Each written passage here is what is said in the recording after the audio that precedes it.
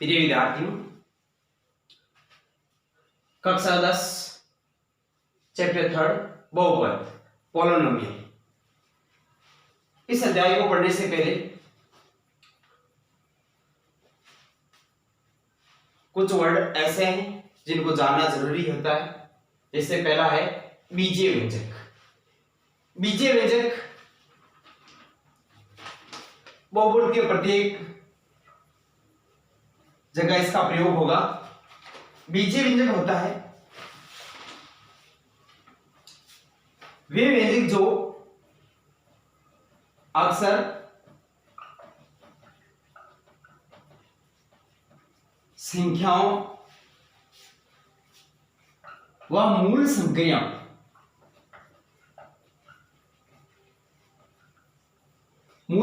में plus minus गुणा और भाग के प्रयोग से बनते हैं, वो बीजीय व्यंजक कहलाते हैं। जैसे x plus Y 7x plus 4y बराबर 12, इस रूप में, यानी अक्षरों का प्रयोग हो, संख्याओं का प्रयोग हो और प्लस मूल संख्याओं का प्रयोग हो, तो इस रूप में जो व्यंजक प्राप्त होते हैं उनको हम बीजीय व्यंजक कहते हैं। बहुपद में प्राय प्रयोग होती है चर राशि। चर राशि दो प्रकार की होती है।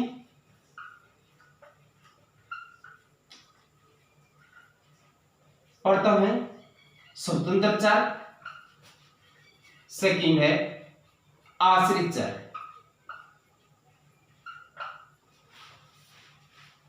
स्वतंत्र चर किसी भी मानों के लिए संतुष्ट होगा।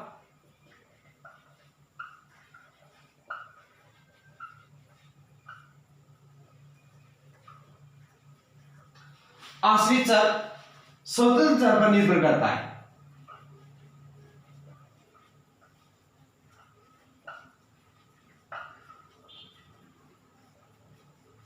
जैसे y बराबर x प्लस 5,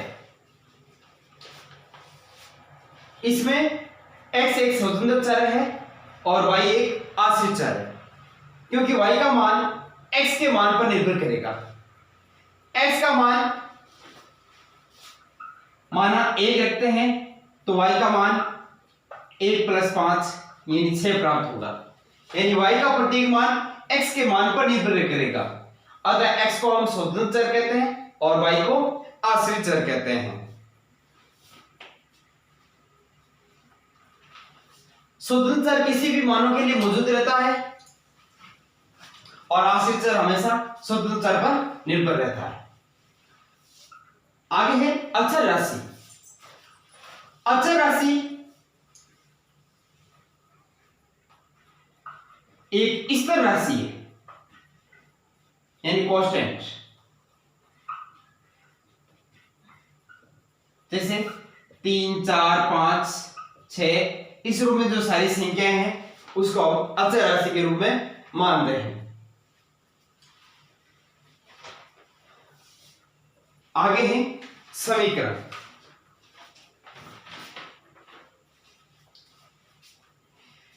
एक ऐसी समता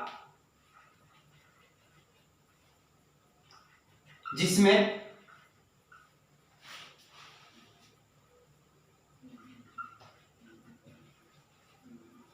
वस्तुओं की समानता अथवा तुल्यता को बताता है। जैसे 4x प्लस 3y बराबर 17। समीकरण उस चर राशि के कुछ विशिष्ट मानों के लिए संतुष्ट होता है। समीकरण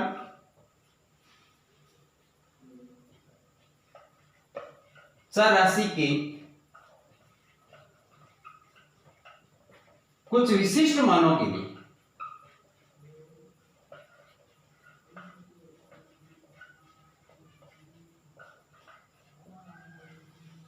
संतुष्ट होता है। सर्वसमीका एक ऐसा समीकरण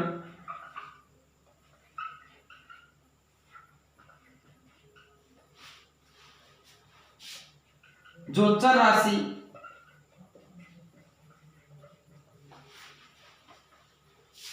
के सभी मानों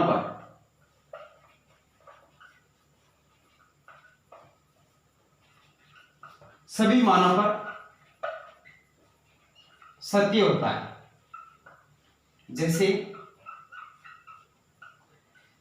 x प्लस वाई का होल स्क्वायर बराबर x square plus 2xy plus y square. इसमें पूर्णांक रूप में चर राशि के कुछ भी मान रखें तो दोनों तरफ हमेशा बराबर मान प्राप्त होंगे। यानी इसके पूर्णांक रूप में किसी प्रकार की भी कुछ भी मान रखें तो सभी मानों के लिए सत्य होगा। इसी प्रकार x square minus y square बराबर x plus y x minus y. समीकरण और सरल समीकरण में यही अंतर होता है। समीकरण चर राशि के कुछ विशिष्ट मानों के लिए सत्य होता है और सरल समीकरण चर राशि के सभी मानों के लिए सत्य होता है।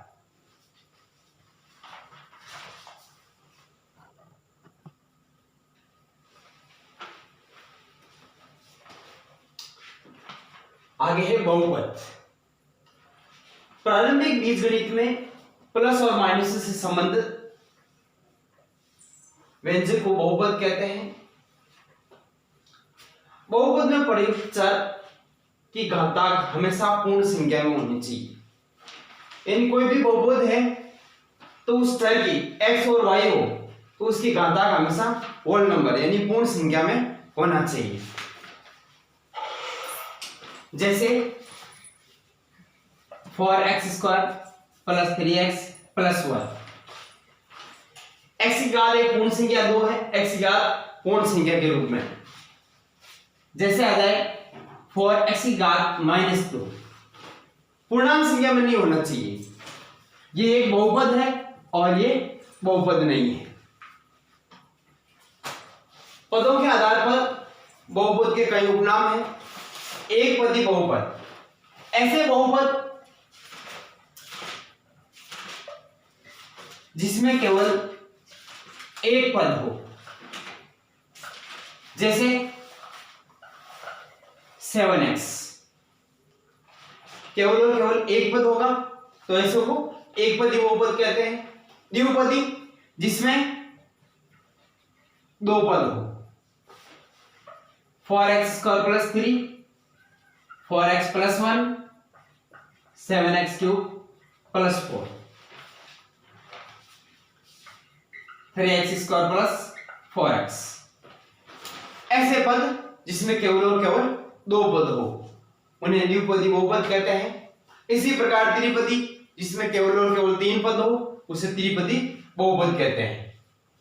अचर बहुपद अचर राशि पहले ही हमने बताया था कि जो भी कांस्टेंट राशि होती है उसे अचर कहते हैं। जैसे 3 है तो 3 एक अचर बहुपद है। इसको हम इस रूप में लिखा जा सकता है कि 3x⁴0।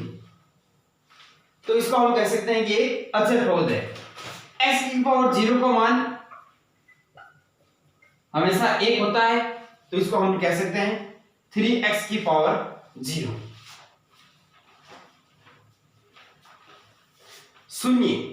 शून्य का हम शून्य बहुपद कहते हैं।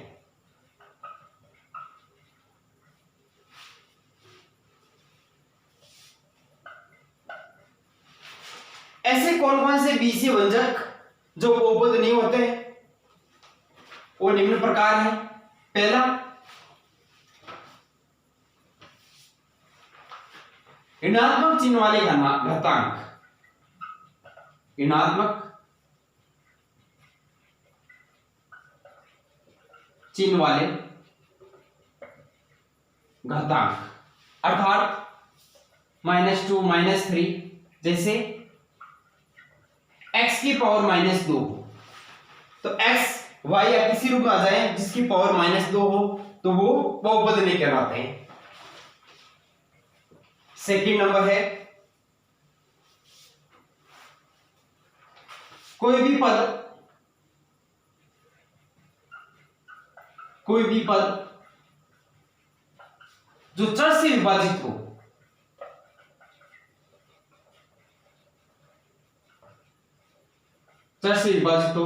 जैसे 1/x इस रूप के जो भी पद है वो बहुपद नहीं होते हैं।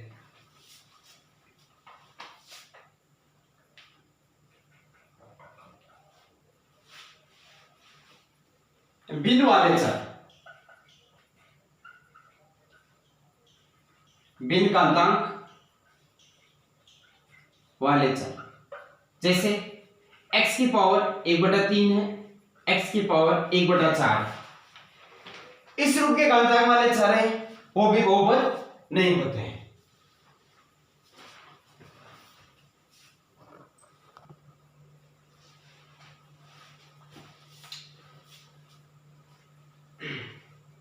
प्रश्नमाला 3.1 में बहुपद है अथवा नहीं, वो उसके चरों की संख्या ज्ञात करना।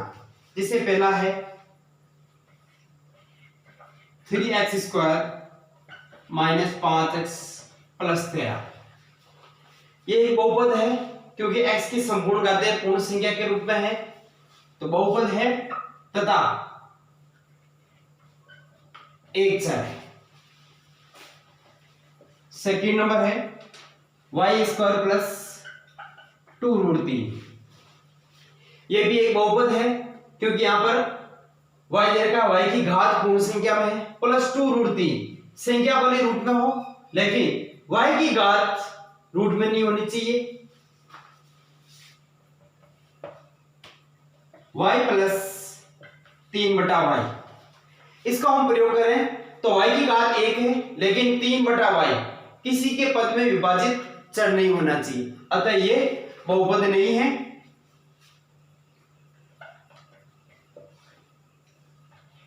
तीन, ये एक अचर बहुपद है।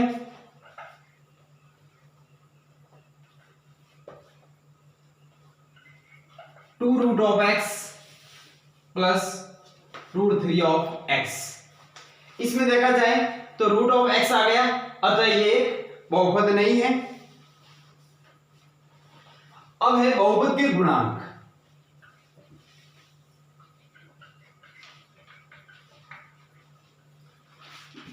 माना कोई बहुपद 4x² + 7x + 1। बहुपद में गुणांक के लिए हम लेते हैं क्या, हम पूछते हैं कि x² का गुणांक कितना है, यानी x² के गुणे में कौन सा अचर राशि है। तो x² के गुणांक में 4 आ गया और x के गुणांक में 7 आ गया। इसी प्रकार 4x³ 2x² 3x + 1, तो x³ के गुणांक में कितनी संख्या 4, x² के गुणांक में 2 और x के गुणांक में 3 और अचर राशि है 1। इस रूप में होते हैं ये बहुपद के गुणांक।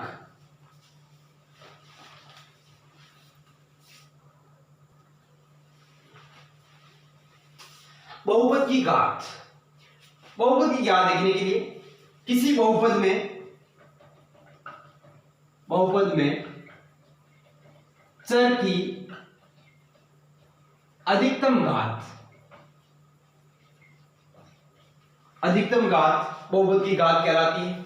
जैसे 3x³ 4x² 4x + 1, ये एक बहुपद है। इस बहुपद में चर की अधिकतम घात, चर x है, x की अधिकतम घात यानी x³, तो इस बहुपद की घात कितनी होगी, बहुपद की घात बराबर 3। इसी प्रकार 5x4 3x + 1, इस बहुपद में लिया जाए तो x² या x³ वाला पद भले ही ना हो तो x की अधिकतम घात यानी चर के रूप में राशि x है, x की अधिकतम घात तो 4। इसी प्रकार 9x + 1 हो तो चर की अधिकतम घात 1, केवल 9 रूप में हो तो ये एक अचर बहुपद है। 9 क्या है? अचर बहुपद है। तो अचर बहुपद की घात क्या होगी? है शून्य। यानी 9 को हम किस रूप में लिखेंगे? 9 इंटू एक्स की घात 0, तब वो क्या कहलाता है? अचर बहुपद। इसलिए इसको हम क्या लेते हैं? इसकी घात को शून्य लेते हैं। इस रूप में है बहुपद की घात। अचर बहुपद की घात, अचर बहुपद की घात यानी शून्य रहित, शून्य को सम्मिलित नहीं होना चाहिए।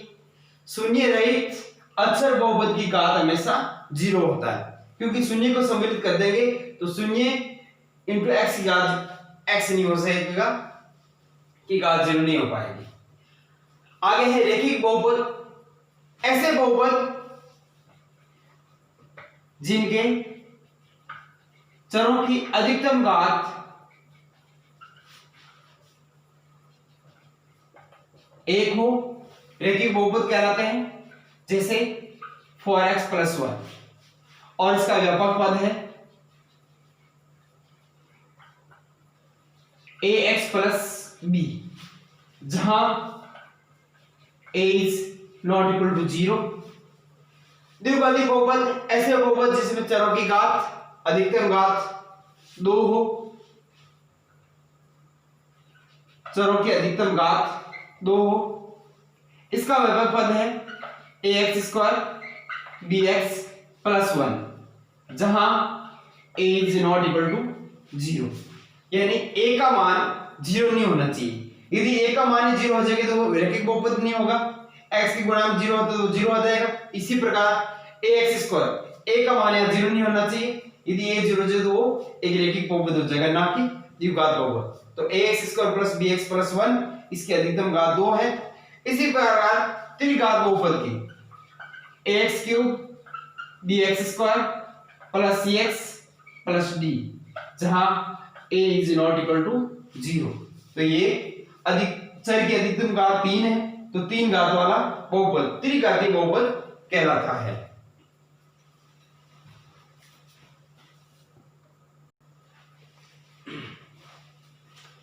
बहुपद के शून्यक।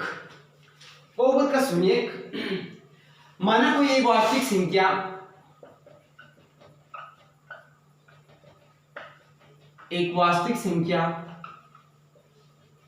के p ऑफ x का शून्य कहलाता है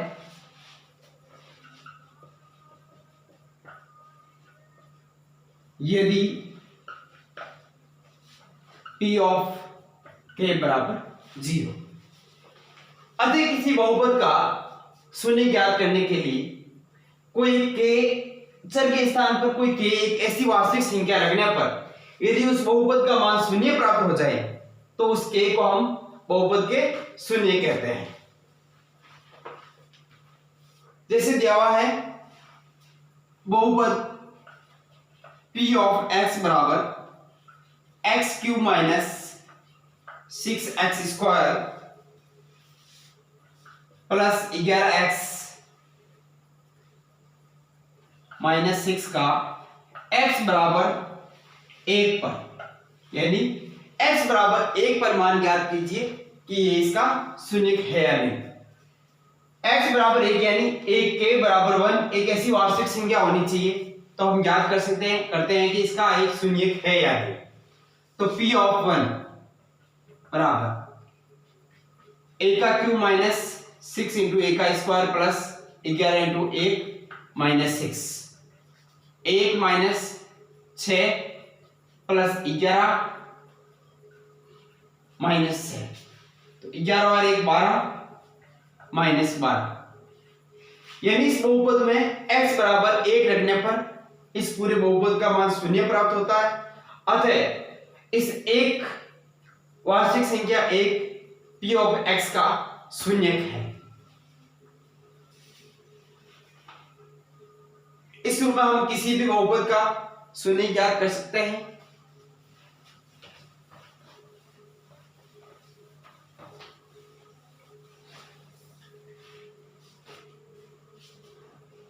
शून्य के कुछ नोट है।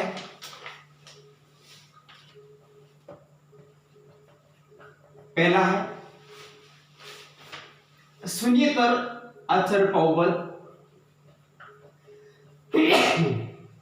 सॉरी शून्येतर अचर बहुपद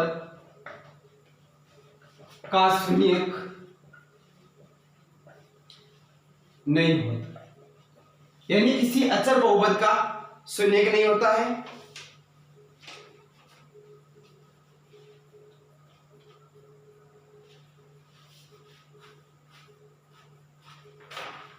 दूसरा है शून्य बहुपद का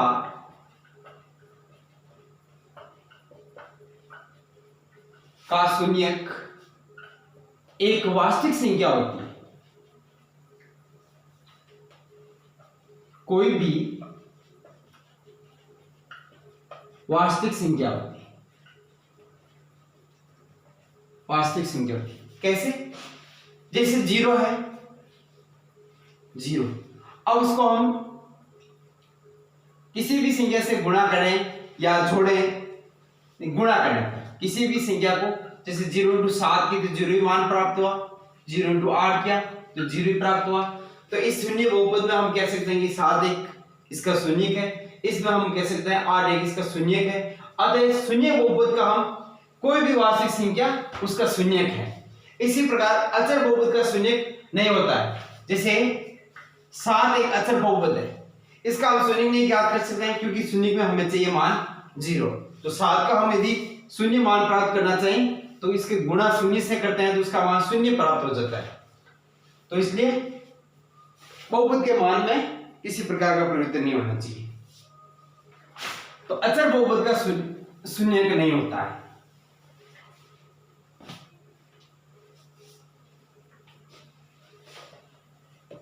किसी बहुपद का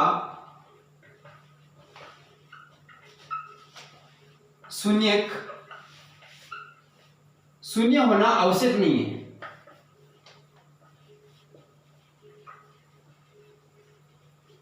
आवश्यक नहीं है, यानी किसी बहुपद का शून्यक शून्य हो सकता है लेकिन हमेशा जरूरी नहीं है।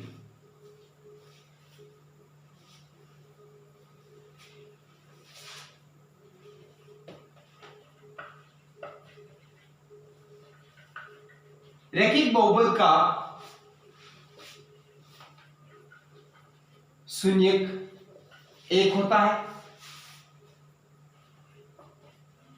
द्विघात बहुपद का अधिकतम शून्यक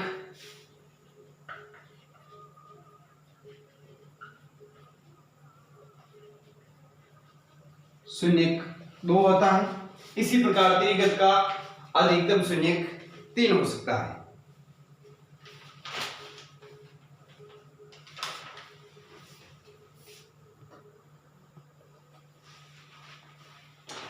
शेषफल प्रमेय, शेषफल प्रमेय है यदि p ऑफ x एक या अधिक घात वाला बहुपद हो, a कोई एक वास्तविक संख्या दी गई हो, बहुपद p ऑफ x को एक रैखिक बहुपद x माइनस a से भाग देने पर शेषफल p ऑफ a प्राप्त होता है। इसे हम शेषफल प्रमेय कहा जाता है। अर्थात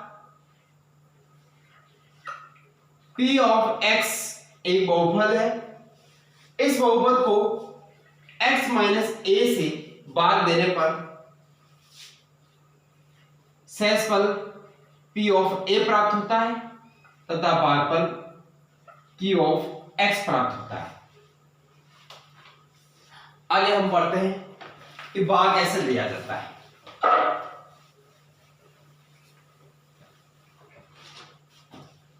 एक क्वेश्चन है जैसे 2x4 minus 3x cube plus 3x plus 1 भाग देना है x प्लस 1 का। 2x की घात 4 minus 3x cube plus 3x plus 1 को भाग देना है x प्लस 1 को। भाग देने के लिए सर्वप्रथम हमें ध्यान रखना है यहां x की घात कितनी है। x की घात यहां पर 4 और यहां पर x की घात 1। तो कितनी घात कम हो उतनी घात यहां पर लिखी जाएगी। यहां की घात 4 है, यहां पर 1 है, तो कितनी 3 घातें कम। तो x क्यूब, x की घात 4 की गुणा में कितना 2 है, तो 2 एज इट इज यहां लिख देते हैं। अब 2x क्यूब को x प्लस 1 से गुणा करना। 2x क्यूब को x प्लस 1 से गुणा कीजिए। 2 गुणा x क्यूब, ये हो जाएगा x से गुणा प्लस 2 गुणा x क्यूब गुणा 1। तो यहां पर लिखेंगे क्या आ जाएगा 2 x की घात 3 और यहां पर इसकी घात 1 है, तो x की घात 3 प्लस 1 4, 2x की घात 4 प्लस 2x क्यूब। ये मान एज इट इज यहां पर रख देते हैं। 2x की घात 4 प्लस 2x क्यूब।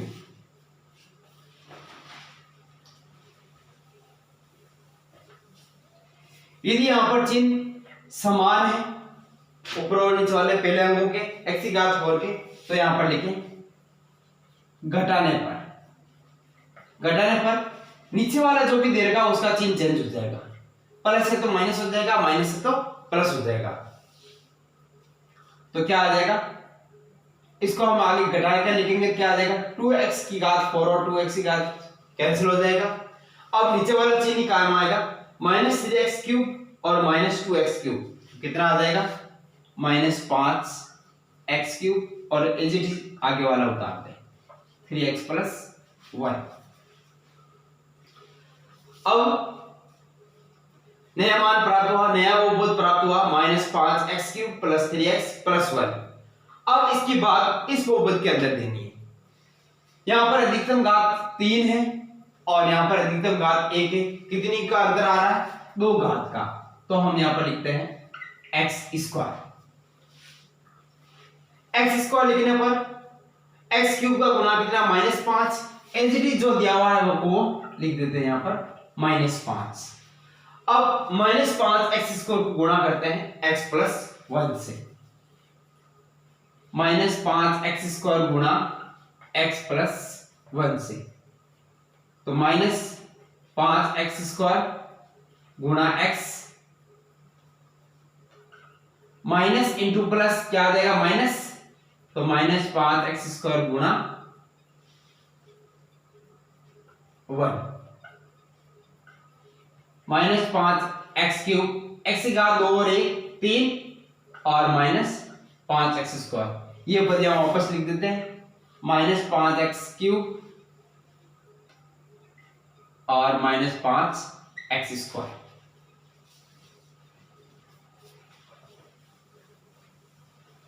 अब वही चीज घटाने के लिए क्या करें, यहां पर जो चिन्ह दे रखा है पहले वाले के चिन्ह समान है, अब हम घटाने पर करेंगे तो यहां पर हो जाएगा प्लस और यहां हो जाएगा प्लस। पहले वाले को जोड़ते तो क्या आ जाएगा माइनस 5 x क्यूब और अब नीचे वाला चिन्ह काम आएगा प्लस 5 x क्यूब, ये आपस में कैंसिल हो जाएगा। अब बचा है 5x स्क्वायर। ऊपर वाले पद में कहीं पर भी x स्क्वायर नहीं है, तो x स्क्वायर वाले को x स्क्वायर से जोड़ना, x वाले को x से जोड़ना और अचर राशि को अचर राशि से जोड़ना, तो क्या आ जाएगा बहुपद 5x square plus 3x plus 1। इस बहुपद को वापस यहां पर एज इट इज उतार दिया। अब हमारे पास नया बहुपद बनता है 5x square plus 3x plus 1। 5x square plus 3x plus 1 में हमें भाग देनी है x प्लस 1 की, तो वही देखना है x स्क्वायर, यहां पर अधिकतम बहुपद में घात 2 है और यहां पर 1 है, तो कितने का अंतर आ रहा है 1 घात का अंतर आ रहा है, तो यहां पर लिखेंगे हम x। अब x स्क्वायर गुणा में प्लस या माइनस का है, प्लस का 5 दे रखा है तो प्लस का 5 यहां जो दे रखा है उसी रूप में उतार दिया जाए। अब प्लस 5x को गुणा करना है x प्लस 1 से, तो प्लस 5x को x प्लस 1 से गुणा करेंगे तो क्या आ जाएगा 5x गुणा x प्लस 5x गुणा 1, तो 5x स्क्वायर प्लस 5x, तो ये बहुपद यहां पर उतार देते हैं, तो 5x स्क्वायर प्लस 5x शेष को मिटा देते हैं। तो वही चीज पहले वाले पद के चिन्ह सेम है तो घटाने पर यानी इसके चिन्ह चेंज करने, जो नीचे वाला बहुपद दे रखा उसका चिन्ह चेंज करना है। 5x² से 5x² कैंसिल हो जाएगा, माइनस का 5x और प्लस का 3x। हमेशा चिन्ह जो बड़ी संख्या के आगे है वही चिन्ह काम में लिया जाता है। तो 5 माइनस के और प्लस के 3 है तो कितना बचेंगे, माइनस के 2x और आगे आ गया प्लस का 1। अब हमें यहां पर आ गया x की घात, बहुपद में अधिकतम x की घात 1 है और यहां पर भी x की घात 1 है, तो हमें x की घात समान आ गई, इसका मतलब यहां पर x वाला पद नहीं लिखना है। अब देखना x के गुणांक में कितना है, -2 एज यहां पर लिख देते हैं, -2 लिखेंगे तो क्या आ जाएगा, वापस कीजिए, -2x -2।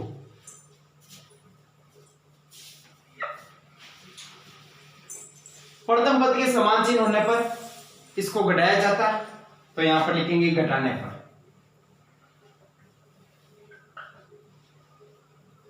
तो माइनस माइनस प्लस और प्लस, जो भी नीचे वाले बहुपद के चिन्ह है उसको हम चेंज कर देते हैं। तो बहुपद को वापस जोड़ेंगे, -2x और +2x कैंसिल हो जाएगा और प्लस के 2 और प्लस का 1 प्लस का 3। यह है भाग दीजिए, शेषफल प्रमेय द्वारा भाग दीजिए, जिसमें शेषफल प्राप्त हुआ हमारे पास प्लस का 3 और भागफल प्राप्त हुआ 2x³ - 5x² + 5x - 2। शेषफल प्रमेय की सत्यता की जांच करने के लिए सत्यता की जांच करनी चाहें तो हमारे पास उत्तर है, इसको पुनः गुणनखंड विधि द्वारा सरल करके प्राप्त किया जा सकता है। P ऑफ x बराबर भाज्य बराबर भाजक दे रखा है x + 1 और भागफल है 2x³ - 5x² + 5x - 2 और प्लस शेषफल हमारा प्राप्त हुआ +3। इसको हम दर्शाना चाहे तो किस रूप में हो जाएगा, भाज्य बराबर भाजक इंटू भागफल प्लस शेषफल। इस प्रकार हम शेषफल प्रमेय की सत्यता की जांच भी कर सकते हैं।